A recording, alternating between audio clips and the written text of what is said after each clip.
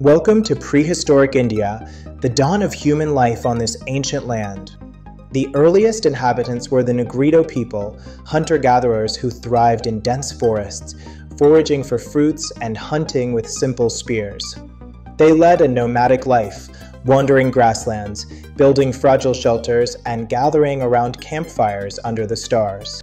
Gradually, they transitioned to settled life near rivers, planting seeds, grinding grains, and domesticating animals in mud-thatched homes.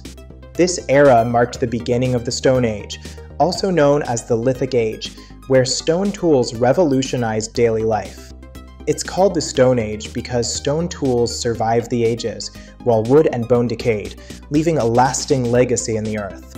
In 1863, Robert Bruce Foote discovered the Polavaram hand axe in Tamil Nadu, earning him the title Father of Prehistoric Archaeology in India.